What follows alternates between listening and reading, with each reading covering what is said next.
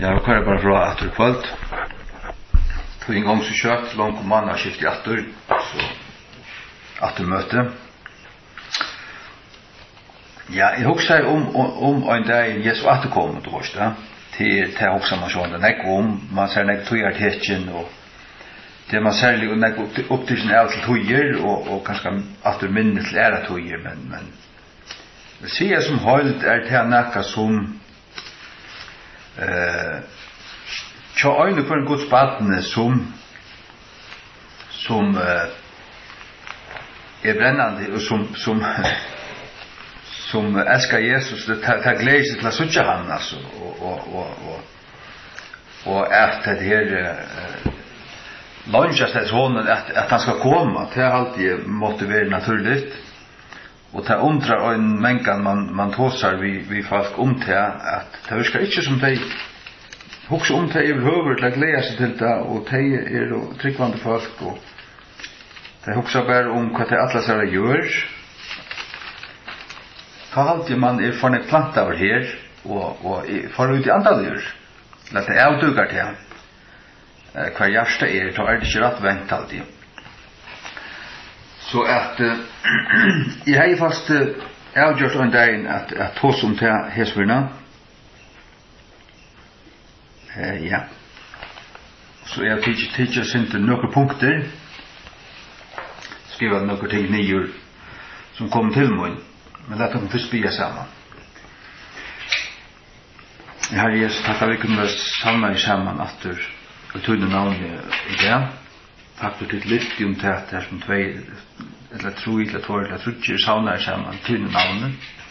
Her to uttaler mitt, og du to her i kveld, og jeg ber til om at salve okkara øyre, og lette at ut år tala til okkara innere mennesker, okkara hjärsta, okkara anda, og styrke okkon, og mæta okkon, og rønns okkon, vaske okkon vidt til nåre, vaska borster alt av heimenon, heimsins tingt, heimsins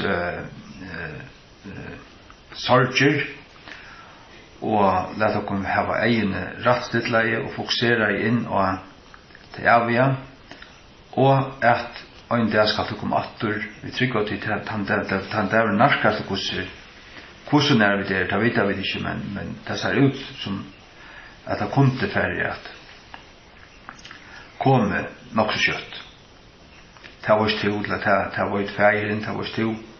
Det vet jeg ikke akkurat, men vi skulle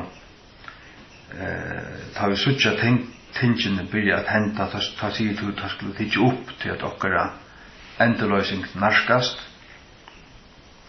Så har jeg bedt om at vi til Norge og andan at styrke okkon utkvalt vi Jesus stund, i Jesu navn. Amen.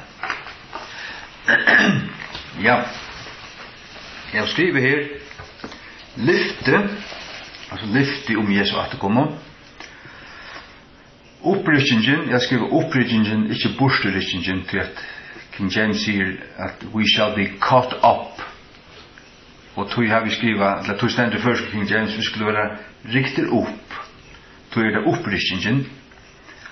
Ombrøytingen, Guds ord tar om vi skulle være ombrøyt. Lika, vi skulle få et ombrøyt, et dårdagjørs likam. Og høydanen sa Jesus i samband med hans herre, at det kommer til verkje. Okkanen, ja, okkanen. Han ber oss at minnast vi til en okkan, at minnast alt det som skal henta. At det okkar okkun sjåan til utsjøtten trångtøysene. Og så spottar der i sørste tog, det sier i Bibelen, der skulle komme spottar der som skulle spotta, nemlig om Jesu atterkomme, men også om syndaflauna. Brittleibe skuld måtte i landsens, og så lønnen, vi skulle få lønn, ta Jesus som natter, og så ta sørste til tegnene om Jesu atterkomme, og her stender en ramsa, som å finne i Matteus 24, Markus 13 og Lukas 21. samma till parallell brott. Herre Jesus gjevor 24 tecken sin återkom.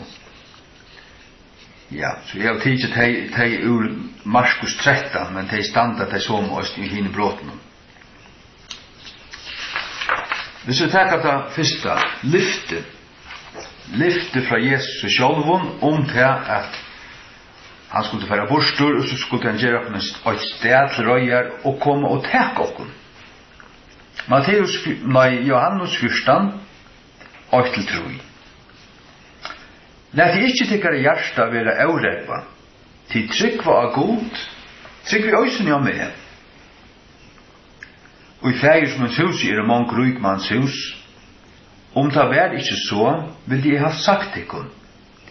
Færdig av fyrirbygva et sted til tykkara, og færdig og fyrirbygva et sted til tykkara, vil jeg komme attur, og møt teka tykkun til mun sjåls. Her som her med at tid vera òsene. Så Jesus sier til at han hettes, altså Johannes 14, 15, 16, Jesus første tala vi lærersvennerne han var tidsen for flatamon. Og han sier, ferdig og fyrbygg og stedtekere. Til å si at han for, for han har fyrbygg og sted til okkara. A place, I go to prepare a place for you.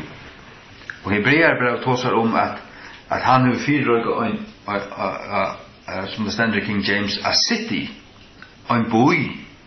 Og til nødja Jerusalem, som vi leser og i oppenberingen skal komme nye fra gode. Nødja Jerusalem. Men han skal komme attur og mottake okkun, receive you to myself. That where I am, ye may be also. Her som her med tid vera òsne. Så hvordan alt dette verur. Så vi vet at det skal være tusenar av rujtje og gjør. Men det er en borstrykking, og hvordan langt vi i himmelen, men det var ikke til så brittløskvalt malt til lamsens, og så kommer vi nyraktor, og skulle råa av Kristi og gjøre 1000 år. Og så kommer avløgjen. Men fra tog at han kommer atter, så vera vi honom vi over. Og så etla så kommer Nødja Jerusalem østene nyr av jørene. Det vil si jøren og himmelen, altså himmelen og jør skulle møtast. Himmelen, eller en parster av himmelen skal komme nyr. Og her østene skulle vi være sammen med Jesus. Så om vi er parstus her oppe i himmelen og parstus av gjør søttene, og så kommer avløgjen, det vi får bare suttje altså. Men vi vet at Jesus ferden, og han fyrer et sted, og en sted, en boi altså, til okkon. Og da han kommer atter, da kommer han å teke okkon til søgn. Og østene nødja Jerusalem, da hun kommer nyer, da skal hun være komma nyer allerhelst i Jerusalem, eller nyer i Israel, og stande her. Og her for å vite være sammen med Jesus. Eller hvordan det er, han plasserer okken ymsasene rundt om av hjørne at han var valgt og rå i bøyen og så gjøre. Men han kommer så å sitte i nødja Jerusalem og råa i hjørne. Hvis vi da ikke hittar etter gjerningen av apostlene 8. Her sutja vi ta i 8.11, ja. Vi leser til dømes fra nødju bare, gjerningen av apostlene 8.9, og ta gjerne i telhese tingene, med han tar sko av, vær han tidsen opp, og et skuldt tog imot i hånden ut ur eggsjøen torra. Og med han tar hukt og støvfastlig han imot i himne, som han fører opp, soi, tvær menn stod tjatøymen og kvitum klatnei. Hver i røysene søtto, tid Galileo menn, hvor standa tid å stære opp inn i himmelen? Hesen samme Jesus som tidsen opp fra tekken inn i himmelen, skal så løys komme av løykan hatt, som det var se han færa inn i himmelen. Av løykan hatt som han fær fra Olivenfjallen, og Zakaria profeter kapittel 14 sier til at han kommer etter, så skulle føtter hans støya ned av Olivenfjallet. Så han kommer etter ned av Olivenfjallet, da skal det klona ut tvent, og her skal komme mykje deler, og jødene skulle kunne flytte seg til den delen, og han skal gøyma tar med han vanden gonger iver, han skal bjerke Israel ta, bjerke Israel utrangt, og det skulle også vende om til hans her. Ja, det har vi tås om mengan. Så får vi til nummer 2, opprykningen. Okkar opprykning. Altså, vi sykja til at Jesus var oppryktur, det kom et skudd som tåg med til honom. Han var litt opp, og et skudd tåg med til honom. Det er altså at det var halv andans kraft som nytti han opp, tåg han borstur, riktig han borstur, og 4 Thessalonikerbrev 4,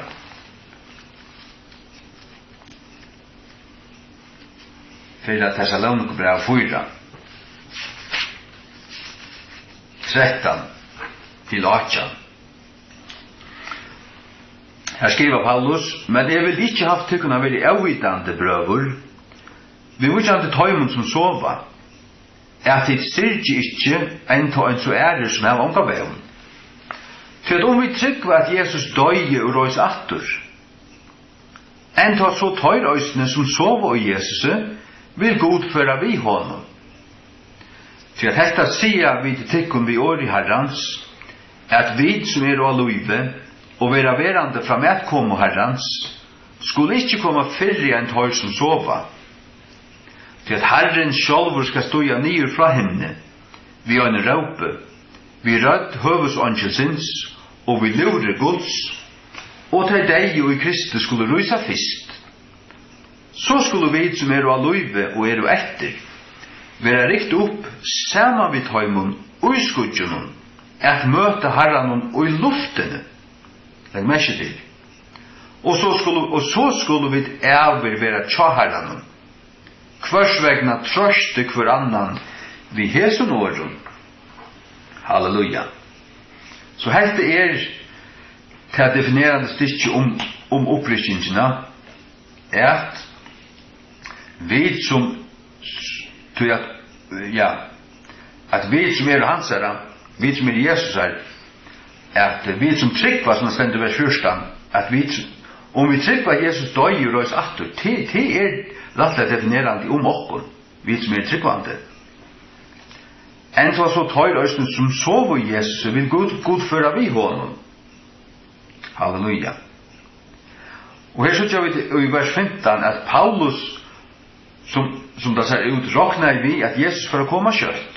Til han sier at vi som av løyve, han vant deg at Jesus får komme atter i søgneløpstøy, som det ser ut. Vi som av løyve. Og så er det at Jesus tar en på seg sin atterkommon.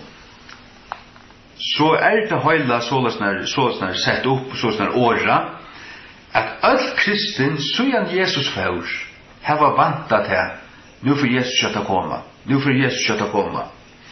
Og han sier at å komme ekvelia skyld, og ekvelia, kan man si, løndarfull, så at Jesus sier sjálfur, at han ikke visste dagen eller tøyma. Og til sånn gjørst, at til fyrir at vi alt skulle være klar. Men allikevel noe tekin given, og det det som vi får komme til, om det blir kveld eller ganske nastu fyrir, det var ikke. At Jesus gav dem tekin sin atkomme. Og de teknene også om øyleggen Jerusalems, men det kvart anna. Det han tåsar om tekningen om øyleggen Jerusalems og atkomme søgna. Så her ganske nokkur tekin som ivelappa, eller til at de profetiene ganger ut i et avvist mat ta, men så har vi sånne kulminering og sånne fotlo oppfytling og Jesu atterkomme til tekningen han gav. Ja. I samband vi opprykking og at her er blivet opprykter, så har vi trutjar profetiske firemynder i skriften om det. Vi har Enok, Genesis 5:24. Genesis 5:24. Halleluja, salva mig tåsare og salva øyrene fra okkons at høyre til år. Genesis 5:24. Og Enok Jack vi gode, og han vær ikkje, for god tåk han. Han Jack vi gode, knapt jeg var han vekk. Og skriften sier at god tåk han. Vi leser her at skudj mot tåk Jesus.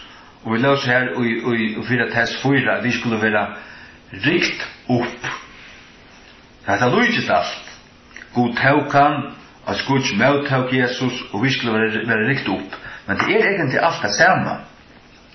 Og det er en profetisk mynd om okkara borsrykking.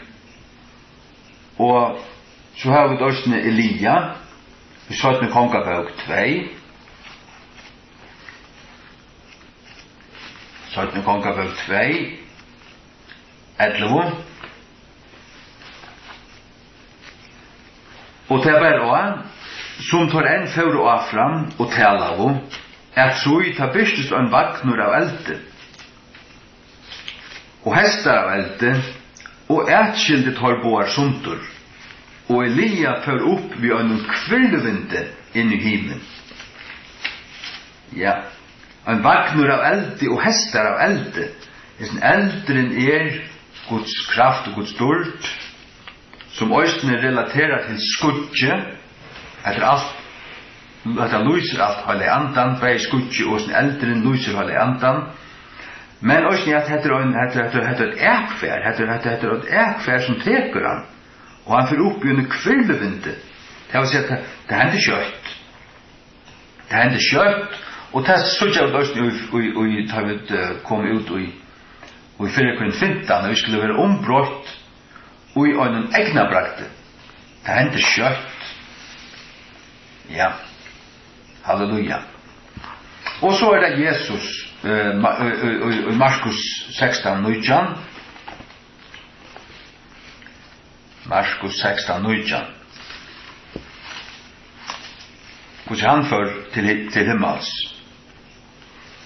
Markus 16:19. Altså vi får alt Nye testamentet. Så etter at Herren hei tala vidt høyr, var han møttidgen opp inn i himmelen, og settest vi høyre hånd Guds. Og Østning gjerninger apostlene av et nødje til å lange lise, at et skudj til å møte honom. Så til å lykke som kastet mål også at han var ikke bare møttidgen, men det var skudj som tog han. Og til skudj holde anden, og som langt har sagt, så relaterer til Østning til denne eldvagnen som tog Elia. Halleluja. Vi får avgjøre til det som skriften sier om i samband med bortdrykningene, at vi skulle være ombrøyter. Og 4:15 det er en kapittel som omhandler opprørsningene, men vi leser her i 4 som langt av lise kapittel 4, at de og Kristus skulle rysa først, så skulle vi sammen med heimen være rikt opp. Det vil si at opprørsningen og bortdrykningen det vil flokka sammen, det hender i sånn stund, men det er rysa lukk av først, og så fører vi sammen med heimen oppetter. Og opprørsningen tar det rysa opp, og ikke noen opprørsning likame. Ta det ombrøyt, men vi skulle også ombrøytast, og vi til sammen. Det vil si at det er de som tar rysa, og vi som ombrøytast, vi vil ta lykka. Ta vil at hei og sunnen opprørsna likame, og vi vil i okkar opprørsna likame, og vi får flikkvandi opp til Jesus, og møte honom med skudgen her. Halleluja. Det var spennende. Ikke? 4:15, 1:30 til 2:30. Så i 240 i Nya Testamentet. Så kun gjør det ikke noen løgndardom. Vi skulle ikke alle sova, men vi skulle alle være ombrøyter. Det vil si at de tar som sova, og tar som ikke sova. Det vil si at de som deg i Kristi, og de som ikke deg. Og i øynene vi brakte, og i øynene egna blodje, vi hitt sørsta luersljau, til at luren skal jaua, og hinner deg skulle være røster av evangelier, og vi skulle være ombrøyter. Efter det samme ræfelse her, sagt du, hinner deg skulle være røster, og vi skulle være ombrøyter. Det vil si at tar deg som er røster, tar langt ombrøyter. Og så skulle vi som av løyve, som ikke skulle sova, være ombrøyter øysene. Så man begynner vi i vers 1 vi skulle ikke alle sova. Det vil si at ikke alt komme dødja. Lykke som Enok og Elia, døy jo ikke hva gjør, tar du rikter opp. Tar profetisk firmynd til at sørste atterlige gjør, som ikke er dødja liggende av deg, tenker man være ombrøyt og rikt opp. Halleluja. 1. Johannes brev 3:2. 1. Johannes brev 3:2. Sier at vi skulle være honom loik. Vi la loikir honom. 1. Johannes brev 3:2 til 3:9. Hatt elskavo, nu vi sinner Guds, og det bestest ikke enn hva vi skulle være vi det vil si bløyva. Vi sinner Guds nu, vi har Guds ande og jeg nu, men det sast ikke enn, det ikke kom til kjønter enn hva vi skulle bløyva til.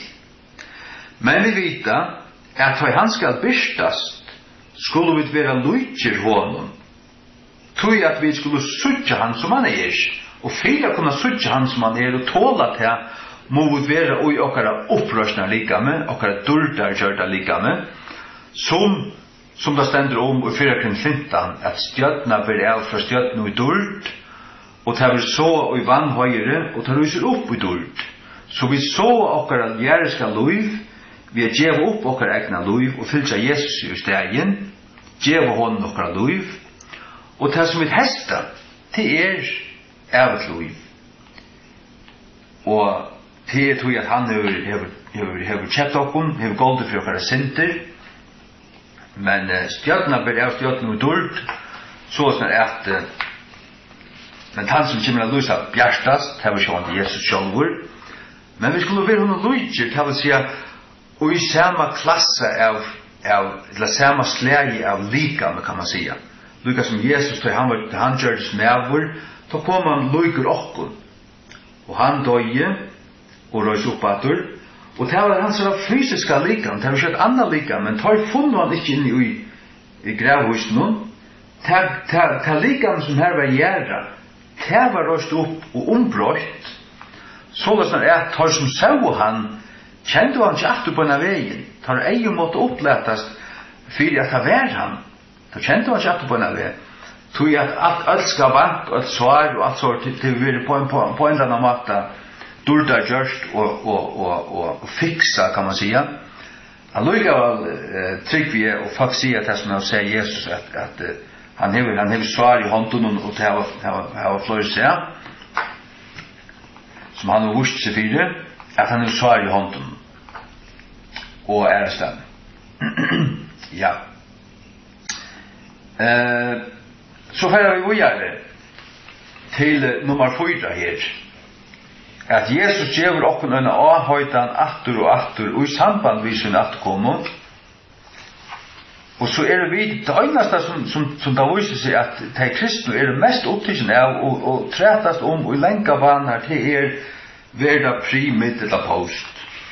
Og det dreier seg om 3,5 år kvann vet hvert og til og så kristendommen egentlig døld og sundur i seg balkanar til å si at du kjalt har som studerat det så nek at har færre sundur og trutja balkar tog at det finnes skriftstøy som tar følge at det kan stande av og jeg har studeret til en ekosne, og jeg har vært først 8 og så et annet, og så et 3. Jeg tror ikke at dvalja for nekvitt her, så Jesus åpenbart dvalde ikke nekvitt her, men han byr oss bare til å søtja tegnen for å komme, at han skulle vite litt okker høyt, og at som han sier, atter og atter, til å veka. Hadde vi dått her? Pass på at vi å vekken. Det noe som til vårt, og så bare sier som så, ja, ver det åren trångten til å være mye trångten til å være atterne, at man være vekken. Så du velstidlet, og så du, så kan man si at du viser. Og i Matteus 25 her tåser Jesus nemlig om broarmodja, han tåser om viser og faleskutter. Og han sier hvordan viser og vel og ter hadde nok av olje og lampen sønnen til å eika og kanon sønnen øysene til å sette gjørt seg eika og merk. Men så enda Jesus vi her i vers 13. Verkje tog så at vi vita hverskje dagen eller tøyman og i hver menneske som den kommer. Vi vita hverskje dagen eller tøyman. Men altså, sjående skal man lese seg etter å vita 100% og kunne prekva til om det pre-, midt- eller post-position. Og jeg kjenner argumentene for pre, jeg kjenner argumentene for midt, og post har vi ikke akkurat sett når vi nå i. Om position vil åren trångtene, midt trångtene, et lattene. Men, lät okon etter Jesu, som Jesus sier, verja, vera klarer, vera ojen og brennande, altså, til sørsta det, og at lesa tøyarteknene, at hitja, man til hvor lengt vi nå kommet, og at studera tøyarteknene, og at det forskjellige, vera klar, og vera vetjen fyrir når Antikristus kommer til kjøntar og alt dette her. Ja. Så at man ikke fer inn og ut her i kveld om når i bortskyldens verur, men bare til her, det er ikke avherslig av her, veka. Halleluja.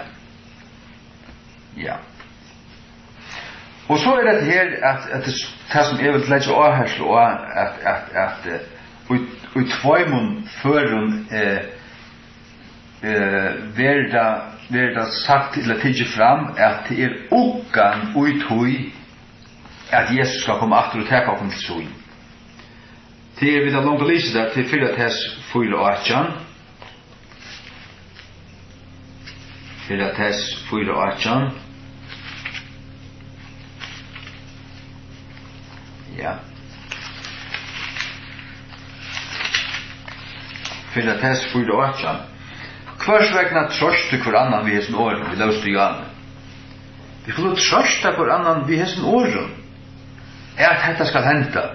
At han der skal komme, at Herren selv skal stå igjen for himmelen, som stender vers 16.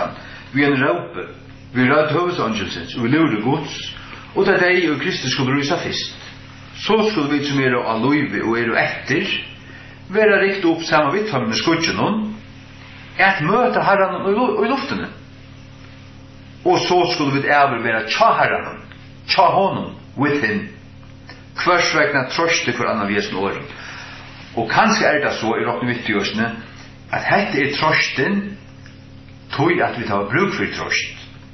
Om vi skulle parsluse jøkken trångtene, så trygg vi tog at akkurat har vi bruk for trøst. Og man kan også si at det såles at løyande opp til sjálva trångtene kunne kårene til de kristne bliva trengre, kanskje ujønne tog, også i åren trångtene.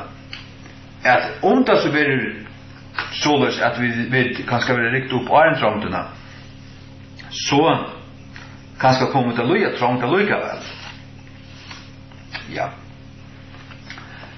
Vi løser også her i Johannes 1:8. For atter til det. Lett ikke tikra hjärsta være avregva. Til trykva av god, Tryggve Ørsna med. Han sier her for det første, ikke lagt av hjertet kjøtt å kunne være avregva. Vær ikke øttafull, vær ikke avregva vår. Så kommer han inn til et her, og ferdig som han søker i mange brukmannshus. Og så sier han, jeg ferdig fyrbygg var stedstikken, til å si alt dette her, at Jesus ferdig fyrbygg var sted til okkon, og at han skal komme atter og takke okkon til søyn, til okkande år. Okkande år, til okkande og Jesu, til trost og Jesu. Det vil si, og ta man lyst merke til, Jesus gjør dette, tog at det verur trångt. Og alt det som vi leser om enda togene, til større rævløykar av gjør, av alle møvningsleie, forfylking, krutsk, hjertskjolter, drepsøtter og ditten og datten vi får komme til det. Og det trykker vi være i veksande grad, så først som vi narskast enda noen, og så uisjåvar trångten i verda øyelitt. Ja. Vi kommer til punkt 6. Spottar i sørste tog. Dette kan lese 17 Peter. 17 Peter 3. Vers 3-4. Det er 3-16.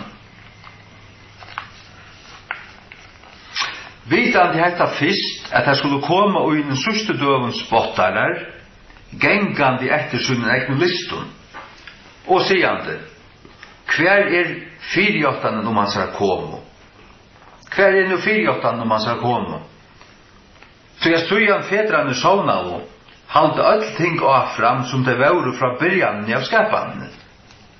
Sagt du?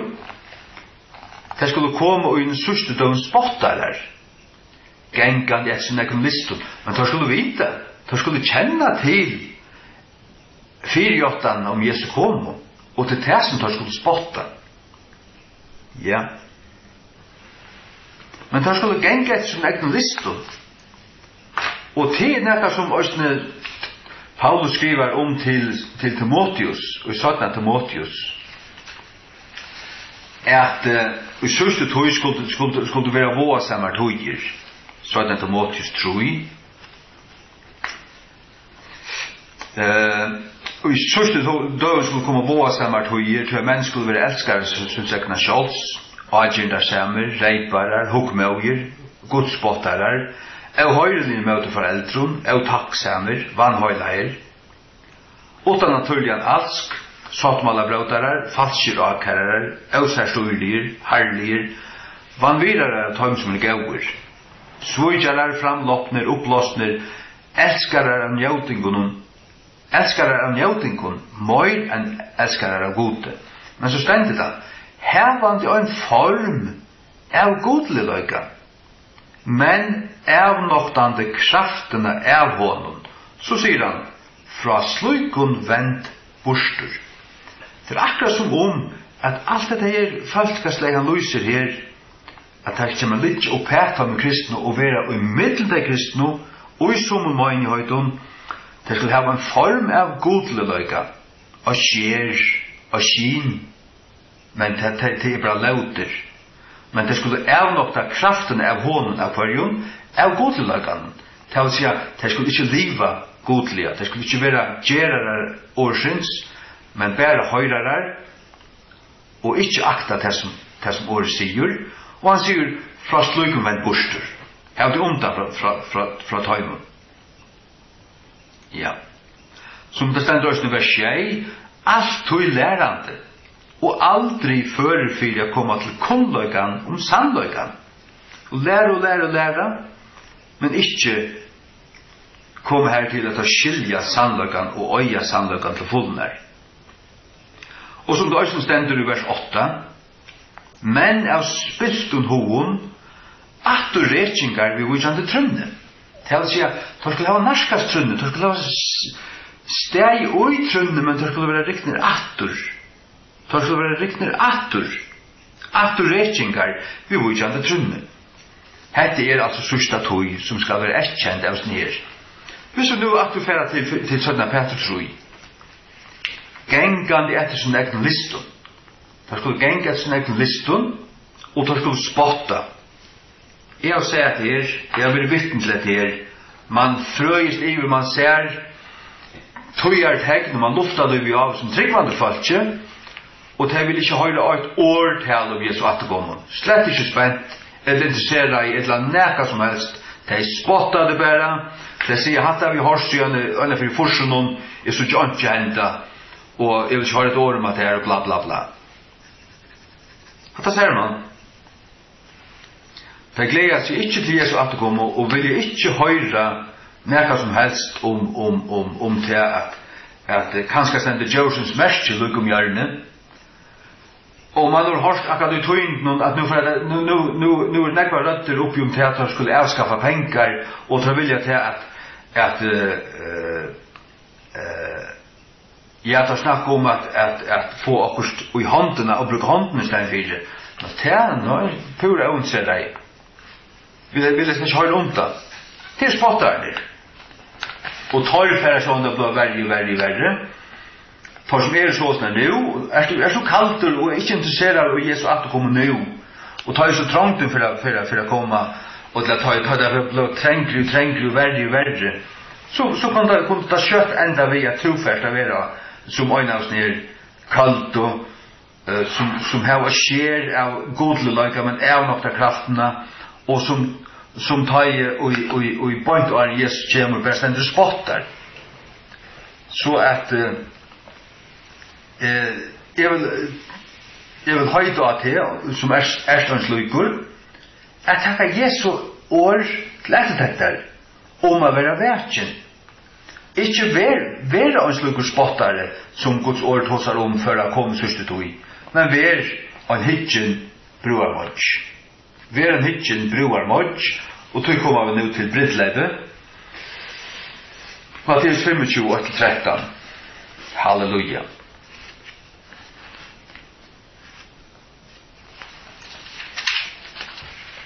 Matteus 25:13.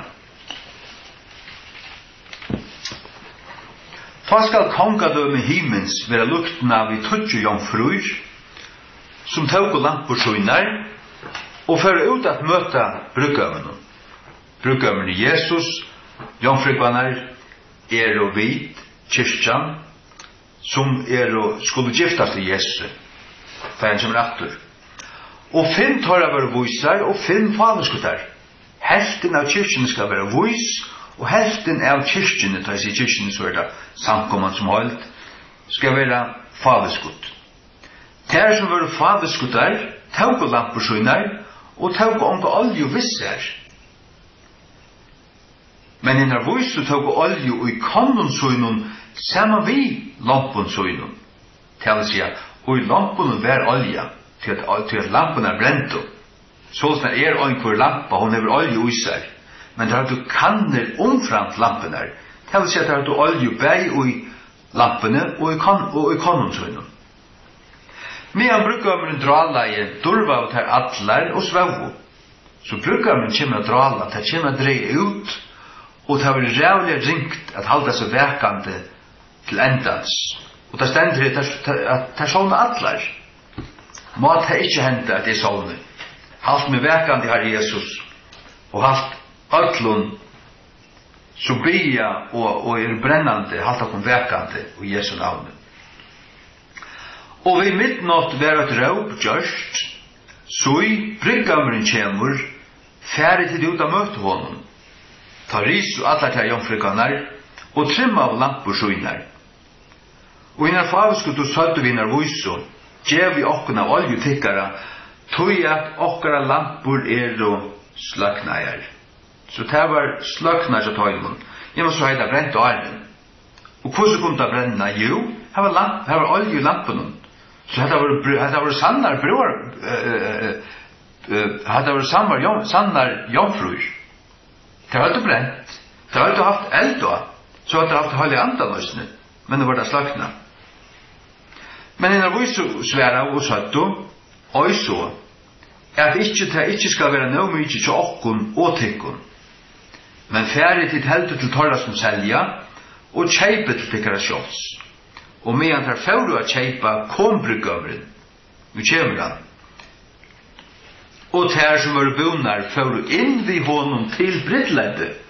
Og horen var lagt nattur. Så at det var et brydlup. Han kommer, og et råp var gjørst.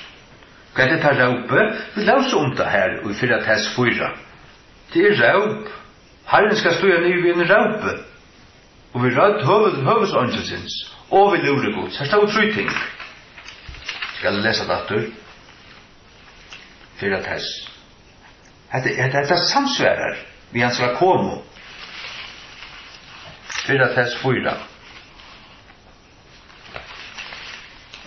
4:4. 4:16. Til at Herren sjálvur skal støya nyer fra himne vi øyne råpe nummer 8, og rødt høvesåndsins nummer 2, og vi lurer gods nummer 3. Så det skal være et råp, og en rødt, og en lurer. Atter til Matteus 25. Og midnatt var et råp gjørst. Forlås vi til. Vers 6. Et råp gjørst. Så i bryggamren kommer, fer ut av møte honom. Og så kommer han. Og der som var bonar fører inn vid honom, vers 20, fører inn vid honom til brydleide, og horen var lagt natter. Så han på morgen hina jomfrikvannar, sier han det, Herre, lett opp for jokken. Men han sværer og sier, sannlig sier tikkun, jeg kjenner tikkun ikke. Her sier han ikke, jeg har aldri kjent tikkun, som han sier i sommar og i Matteus 6, som hadde brukt hans navn og gjort under, men tar han aldri kjent, det vil si at han aldri vært, han hadde aldri haft olje, hadde aldri vært brennende. Men her sier han, jeg kjenner tikkun ikke. Det vil si at, nå kjenner tikkun ikke. Han kjennes det ikke vitt der. Til det var sløkneier, det var sovneier, hadde ikke olje av lampen. Så han hei kjent der. Der hadde vært bror og modjar, der hadde haft lamper som brente, men som sløkna av.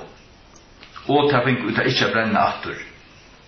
Tøy sier han i vers 13, vær ikke tøy, til du vet at kanskje dagen eller tøyman, og i hver menneskesoneren kommer. Så frafall til, det er bevist til at være fyrst brennande, hava olje og lampen, som hava olje andan, men så slakna, og så ikke være klar til Jesus som rattur. Tøy avhøydan til okkun ødel, om vi primid, eller post, om vi babsar, eller pinsar, eller heimamsjonsfolk, bare vi frelst, så Jesus avhøydan at verka, for vi videre kanskje dagen til tøyman. Jeg vil klar, jeg vil voiser, jeg vil en vois, bror Moj, og en vois, jomfrik, som hever olje bæge ui kannene, men òsne ui. Jeg bæge ui lampene, men òsne kannene, som ferdig å brenne atter. Ta i da, drever ut, og bort arn Jesus som atter. Halleluja. Åpenberingen, nøytjan. Åpenberingen nøytjan. Vers 5-9. Åpenberingen nøytjan 5-9. Og en rød kom ut ur hasetten og siande, Prøyse god og varon, alle til tænare hans, og til som øttast han bei smager og mikler. Og i hørte som vært av røttene av en miklare fjöld, og som røttene av mongon vøttnum, og som røttene av merkjum tåreslotten, siande, Alleluja, til at Herren god alvaldur rævur. Læt dem okkur vera glejar og feknast, og djeva høyur til hansara, tog at brittleib lampsins komme, og voiv hans hever just til røyar. Hvor voiv hans? Jo, det jomfrikven. Hva er det at du er en jomfrikv? Det er at du hever hildet det røyna, og du er ikke sove hver som helst. Du er ikke hårdast ved pavanen. Du er ikke hårdast ved antikristet, sammen med katolikken, så som Falkakirken atlas gjerra, og som langt gjer. Du er ikke Falkakirken gjerra. Falkakirken i føring kan vende og vassle nyast. Det kan de kan. Og i tvørkirken i Bibelen fela i sammen med katolikken, gjev mer kraft. Ja. Vers 8. Og til henne var givet at hun skulle være skrudd og funnet loin, rønt og kvitt, til at å funne loin rettvoisen så høyla hun. Men til at han rettvoisen vi da finnes vi trygg for Jesus Krist. Rom 5:8, rettvis gjør vi trygg, her vi nå fri vi god vi herre okkar Jesus Kristus. Men han rettvoisen tar uilaten, hon ber frukt, vi kommer gjøre det som samsvarende vi omvending, og så er det. Og han sier vi med, skriva, signar høy som kalleier, til bruddelagskvöld måltøya lamsens. Og han sier vi med, hesar vinner sånn og framsakner gods. Du kallar til bruddelagskvöld måltøya lamsens? Ja, du som Jesus har kallat, du som Jesus har frelst, og du som hansara, du kallar. Og Jesus avhøydan til tøyn, og skal jeg her i kvöld til om du som primiddel av post hva du lett oss uta. La meg si vitte, vær verken, vær brennande, vær klarur, vær vysur, vær en vys bruarvåts, i Jesu navn. For som orla minne. Så færa vi er til lønene. Halleluja. Halleluja. Så vi faktisk vil si det. La meg ikke si det. Vi vilja støye ødelsene praten her utan alt det her, alle disse gevaldige debattene primiddel og post. Tog at kæver man inn i det, så kan man hitje på det i 3 år, og ikke blå vise det. Nesten ikke blå vise det. Og til bare strøy og klander og krutsk, og før hånda vi hen. Vi vil hitje på andre ting grunn av vi tås Jesu atterkommer. Tås henne. Det som Bibelen sier, det som Jesus har sagt, vi skulle gjøre hans etter. Hikk. 17 Korint 5:20. Det domstad og Kristus. Hikk. Ja. La det lukke å lese her. Domstad og Kristus. 17 Korint 5 fra vers 6 til dømes. Hva han tåsar han vi, hva han tåsar han om? Han tåsar om okken tryggvande. Ikke alle mennesker som holdt. Han tåsar om okken. Så vi genga vi trygg, ikke vi skoa. Videre sannfører sier og vil jo heldre være fraværende fra likamnen, og være tjaværende til herren. Hver vi som tjaværende hvis vi fraværende fra likamnen? Det vi som herrens, sjåvande. Ikke det som ikke er frelst. Først vekna vi streva at hvert tjaværende eller fraværende vid med å være gautikner av hånden. Så sier han, til jeg vid hver så vid, til vid som streva, vi som hansare. Vid med atler bystast framfyrir domstad Kristus. Så vi skulle framfyrir domstad Kristus. Til hvert? Jo, at hver og øyn må møtteka tingene gjørt ulika med hansara, samsvarande ut her som han har gjørst, hverst har vært så godt eller illt. Så vi skulle møtteka løn. Vi skulle møtteka tingene som vi har gjørst ulika med okkara.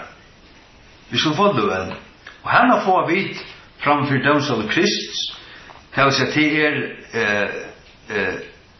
til å få løn. Møtteka tingene som vi har gjørst.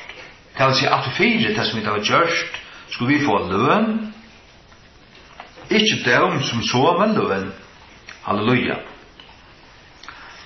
Og han tås også til i Korint, at her er han som bygger av grunnvattelen guld, silver, dyrabærstøyner og trehøyt og holm.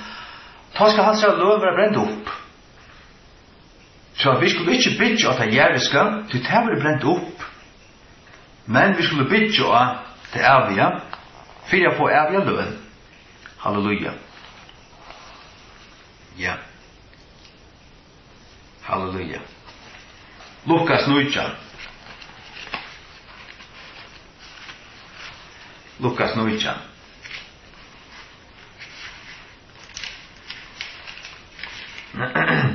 Ja. Lukas 9, hikk fra 15. Og det var også, at da han var kommet aftur, hevande møtidje kongadømme, ta bei han hesa tænarne av kattleir rett seg, til hver han givet penningen, at han måtte vite hvordan mykje hver med over hei avvunnet vid kjeppskapet. Ta kom min fyrste, siande, Herre, pund hutt hever avvunnet 20 pund. Og han sier vi han, vel gjørst du gå tænare, av tog at du hever vært trofast og ser av luttlun, hever du myndeløyka iver 20 stavun. Hette tog tænaren, nei, til herren kjem nattur. Og han får myndeløyka iver 20 stavun. 20 bojen altså. Og en annan kom, siande, Herre, pund hutt hever avvunnet 5 pund. Og han sier somløs vi han, vere to iver 5 stavun.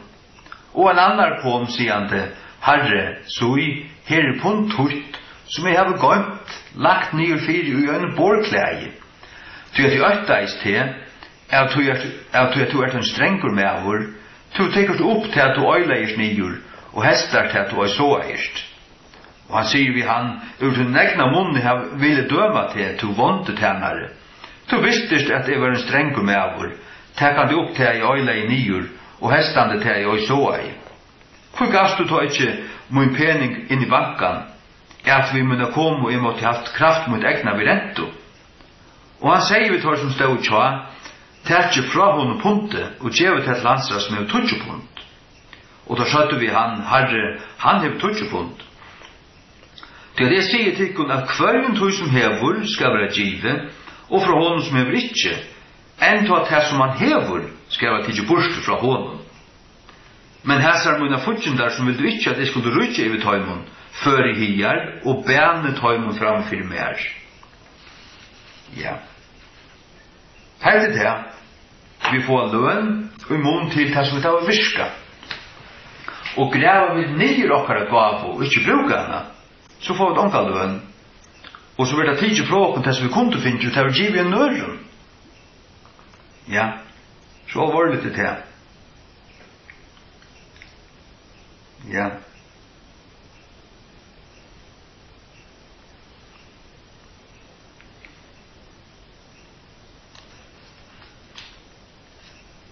Ja. Halleluja. Så det åpenberingen 20. Åpenberingen 20. Halleluja. 4-6. Øysni ta Jesus akkurat i komen, at ta skal han sette troner og domstolar og de som har lige og de som har holdt seg skulle ruse opp, vi leser det på 20-4-6 og beringen 20-4-6.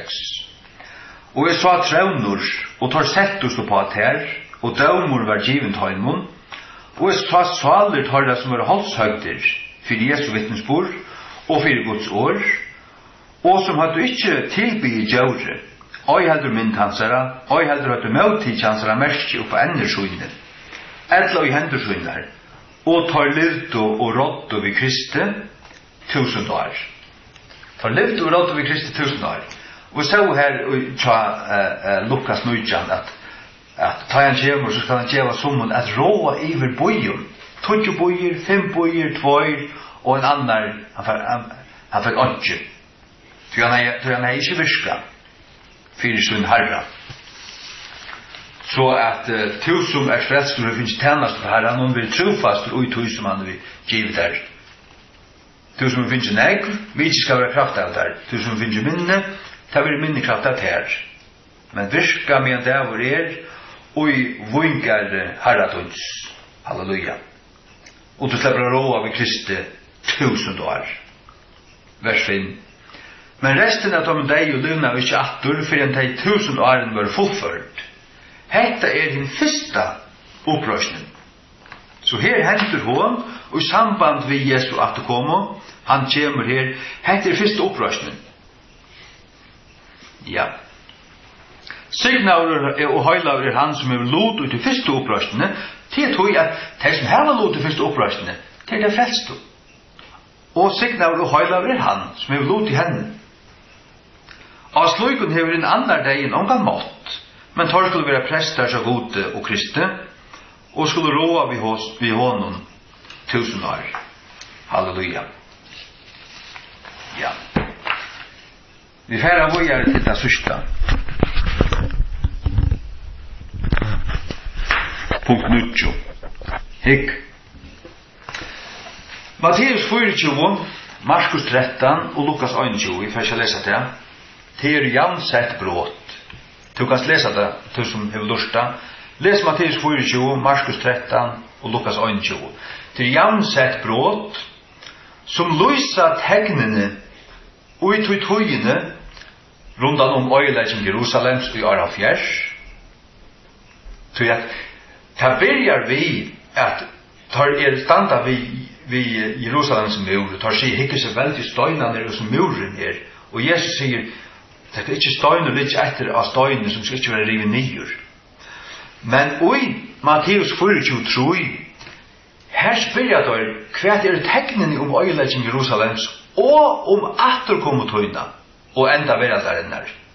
Lad oss lesa det, Matteus 24. Tøy at tegnene Jesus djevor, de som galdande for øyelegging i Jerusalems, som galdande for hans atterkomme, og kanskje det til aller fleste at de galdande for bavun. Ja, hikk, Matteus 24. Og som han sett opp i Olivenfjallen, kom og lærersvannene til hans øynsærsligane, sigande, nei, vi må lese fra 8. Og Jesus fører ut og fører sted fra tempelen, og hans lærersvanner kommer til hans for å søgne honom bygningarna av tempelen. Og han sier vi tar, «Søkja det ikke alle tingene.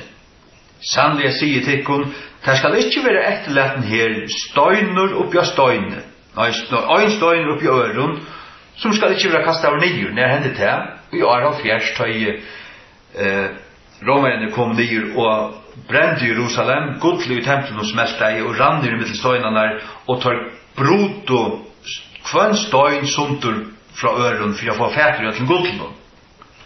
Så sier han i vers 3, og som han sett opp i Olivenfjallen, kom lærersvannene til hans øynsærsligen, sier han det. Sier okkon, når skulle disse tingene være? Hver ting? Øyelegging Jerusalems. Men så sier han, og hva skal være tekjen tunna komo, og enda veraldarinnar? Kom Jesus atter i Arafjers? Nei. Enda i heimren i Arafjers? Nei. Det vil sige at de tegnene Jesus djevor i Matteus 24, Markus 13 og Lukas 21, de og fire kvært, fire øyelegging Jerusalems, atterkom Jesu Krist, som vi nå bor etter, som vi vanta, og enda veraldarinnar, som øysten en pastor av hans atterkomo. Tog at jøren skal brennast i elde og torst, og alt skal være dømt og endur nudja, og så kommer tusenar av rujt torst, her alt skal blå med atter. Men øysten i samband vi enda veraldarinnar, så kan det være til at torst, at vi endan så skal Satan atter være sleptur leise i stutta tøy, og han skal fære ut og vittløya folkesløyene, og så skal enden komme. Det er altså 18.000 av rydtje. Hikk vi lese til atter. Matteus 24, Markus 13, Lukas 21 jamsett brot, som lyser tegnen i tøyene rundan øyelegging Jerusalems, nummer 8, atterkom Krist, nummer 2, som vi nå bor etter, og enda veraldarinnar, nummer 3. Så i Matteus 24, og forstatt.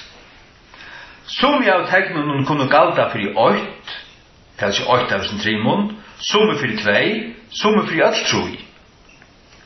De henta i en avvisan mån i Jerusalem i Arafjers etter Krist, og i større mån vi Jesu atterkomo, og så øyne vi enda veraldarinnar, som aller helst merker skift i middelen kyrkjutøyina og tusenåra rydtje, samanber Matteus 28:20.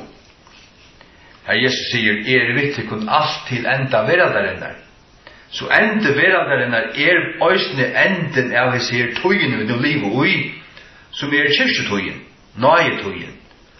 Til å si ende veralderen til enden av hese her dispensasjonen, hese her tøyene vi nu lever i.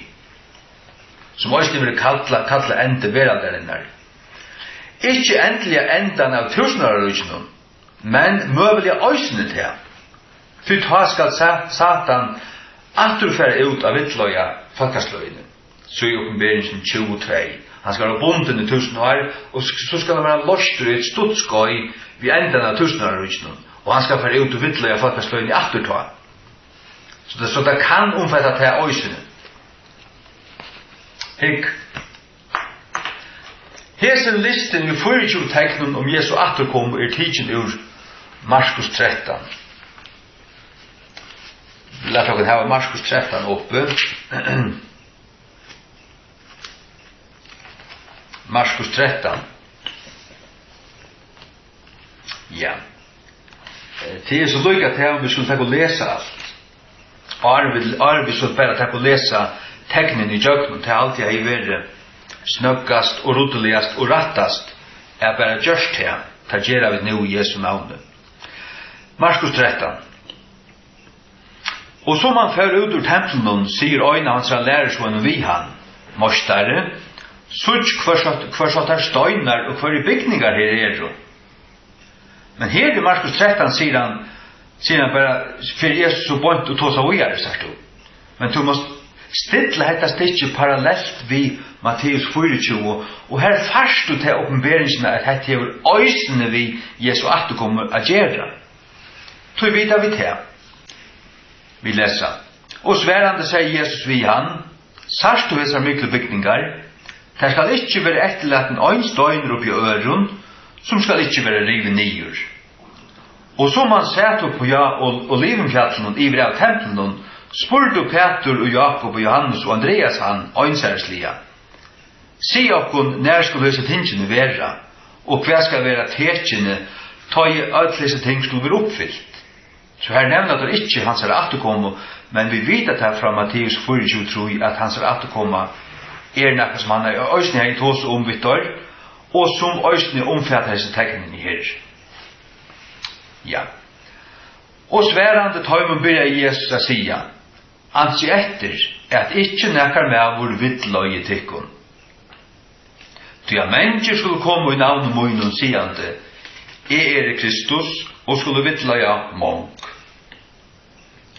Og ta at de skulle høyre om orrestur, og leisa tøynder om orrestur, vere til ta ikkje auregveier, ty a sluk ting må neiut vera, men enden skal oi vera enn.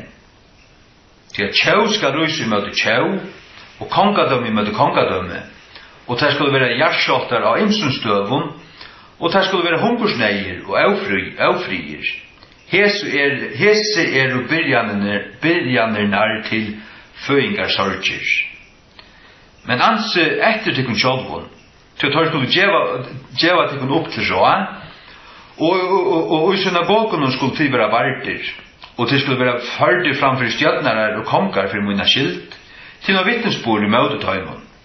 Og gledebåskapen må først være kundgjørdur med til natla tjaugur, men det hever han jo ikke vært ta. Men ta være han det, så at det sagt at det profetisk tala som Jesus talar fra her og frametter. Herfra, akkurat at det ganger ut i Aral Fjers, ta i Jerusalem vil øyelagt, men så vujar fram i kjøkken tøyina, inntil endan, sagt du. Så profetisk tala sånn at hon fyrir kjøkken tøyina, og fyrir sånne kulminering og sånne endalige oppfylling. Og det ikke hendt enn, men vi vet at det kommer nu. Vers 11. Men da jeg skulle løye til å gjøre til å opp, stod jeg ikke framan undan fire hva jeg skulle tale, og jeg heldur hokset litt til fire fram. Men hva som helst vi skal være givet til å ut i tøyma, til tale tid, så det ikke tid som tale, men han ikke anten. Nå, brauren skal svøyja brauren til deia, og fægeren sonen, og barnen skulle røyse opp i møte foreldrens sonen, og skulle volda teg at være tidsen av løyve. Og det skulle være hætta av alle månen for navnsmunds skuld, men han som skal halda ut fram et endan, Hin samme skal være frelstur. Men ta i tid skulle suttje anstikt øyengarinnar tale av Daniel profete, standard i herren 8 ikkje, at han som leser skilja. Ta let hei som ver i Judeo flutja til fjallana, og let han som husatekjene ikkje færa nyur inn i huset, og heldur færa her inn, at teka nekka ting ut husesøynum. Og let han som marskjene ikkje venda tilbaka aftur for å teka opp klægisult. Men voi til tørra som i baden, og til tørra som djeva sikva i tøymon døvun. Og bygge tid at ikkje flutjan ver ikkje veterin. Så at i tøymon døvun skal være nøyd, slug som ver ikkje fra byrjan av skapane som god skapte, at hese tøy, og heldur skal vera.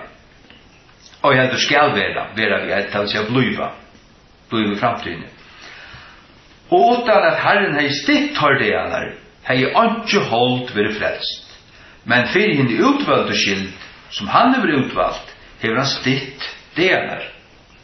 Og ta, om nekka mever skal sia til tikkara, så i her Kristus, eller så i han her, trygg vi honom ikkje.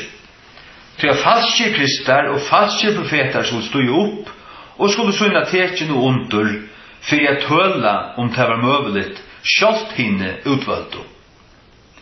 Men ansitt i etter, så jeg har framman undan sagt ikon atlar loter. Og i tøymundøvun, etter hessa tromslena, skal saulen være myrkja, og manen skal øygjeva ljósurt. Og stjørnur himmels skulle falla, og kreftene som i himne skulle være skakajar. Og ta skulle de suttja menneskesåne kommande i skudjunnen, vi myklun måtte og dult. Og ta skal han senda ønglarsvinnar, og skal sauna saman hinn utvalgte søyne fra hinn fyra vindun, fra hinn ytsta parst i gjerarinnar, til hinn ytsta parst av himne. Halleluja. Ja. Hikk. Hesen listen vi 24 teknen om Jesu attekomo tidsen ur Markus 13. Som jeg langt har sagt, akkurat det som parstvis utgynge, til dømes hette at de skulle flutje ur Jerusalem, og de skulle ikke, det stender om Jerusalem her, vi er ikke ur Jerusalem, men oi sørste tog skal også være trångt, og det er møller vi så, jeg vet vi også nøyest til å flutja herfra som vi byggva. Men, vi tar visse teknen her.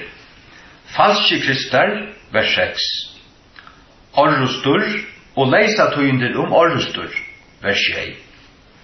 Tjau skal ruse møte tjau, vers 8. Kongadømme skal ruse møte kongadømme, vers 8 òsne. Gjerskjoltar og innsonsdøvun, in diverse places. Det vil si ikke bare gjerskjoltar her som man har råkna vi, men knappelig og innsonsdøvun. Det vil si òsne kanskje avvantamstøvun. Voja hver, kan man òsne sia. Hungersneier. Og særst da Jesus gjør disse tegnen her, så det sånn at da vi switcher deg ødel henta, og begynner henta i veksande grad, ta dette tegn om hans attekomo. Hungersneier, aufrier, ja. Aufrier, vers 8. Tegn nummer 8, tar skulle gjøre okken opp til rågene. Vi skulle være førknapplige for råd, til å si dømstølar og anna. Vi skulle være givet opp, altså. Og her skulle vi være barder, til hende så østene vi apostelen ta, men det kommer østene hende vi okkur. Allerhelst, partvis, og hende langt imsastevne å gjøre det. Ja. Tudjo. Vi skulle være førder, ja, vi skulle være førder framfor stjøtnarar og kongar for Jesus skuld. Vers 9. Punkt 11. Glede bådskapen kunngjør det med alle tjauer. Det sånn det hent gradvis mer, og henter nå som omgående fyr, og kjøkken satellitter og sjønvarp og radio og internettet, vil gledebådskapen nå prætika for ætlum tjauen. Og ta skal enden komme, som Tudjo sier. Punkt 12. brauer skal switcha brauer til deia.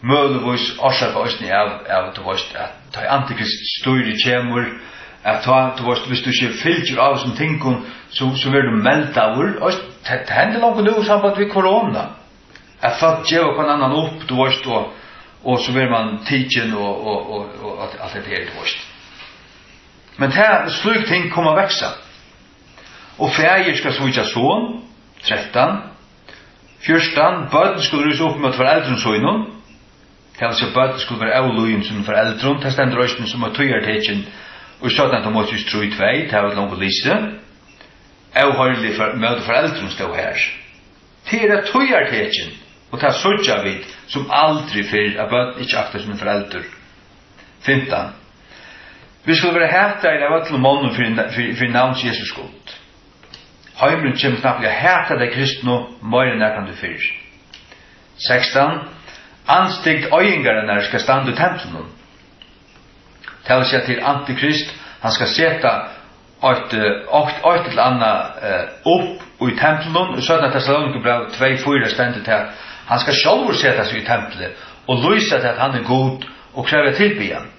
Og i Åpenbaringen 13:14-15 stender til at djauret skal få det at gjøre en mynd av djauren som skal tale, og han skal kreve til at alt skulle tilbya djauret.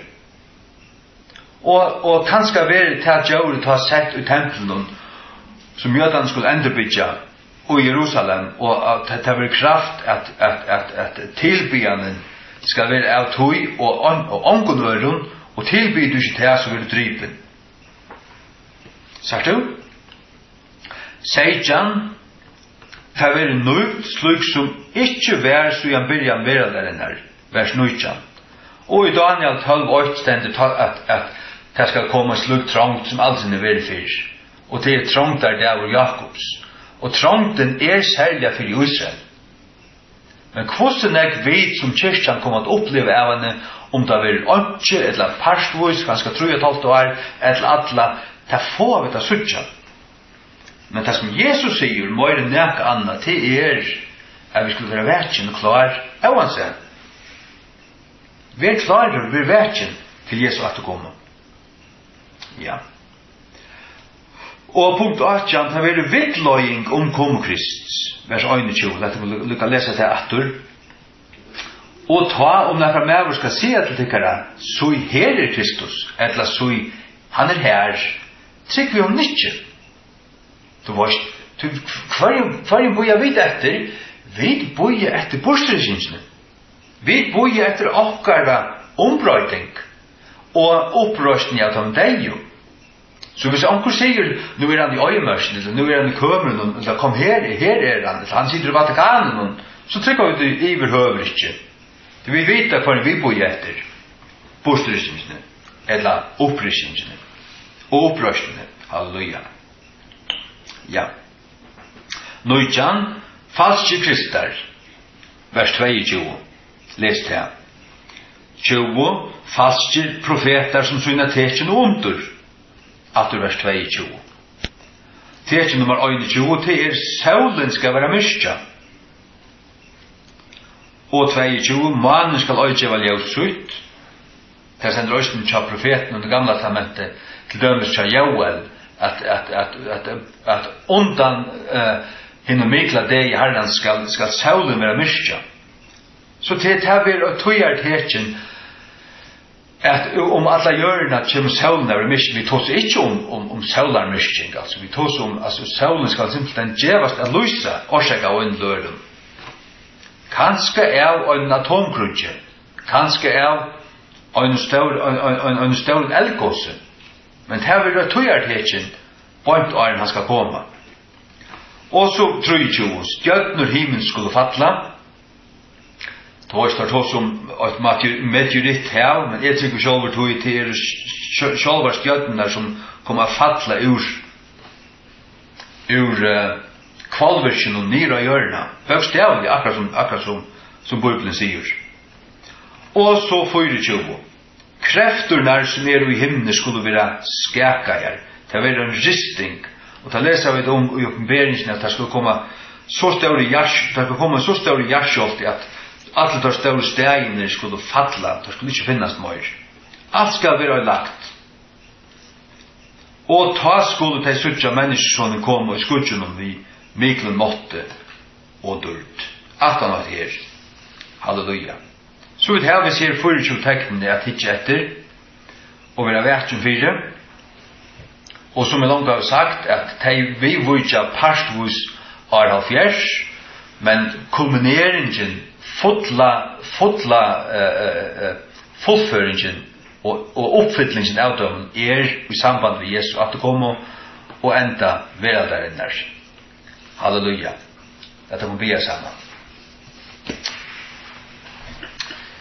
Takk Herre for dette som vi har her kunnet hukte på og lyse og mynte og nå, Herre, ut fra din åre, at du skal komme atter, og du ferdig heim at fyrrøk og noen sted. Vei og et sted og ein sted. Han stavren og til Nudja Jerusalem, som ein der skal komme nyer ur himmelen, nira hjørna. Og ta være 1000 rydgen.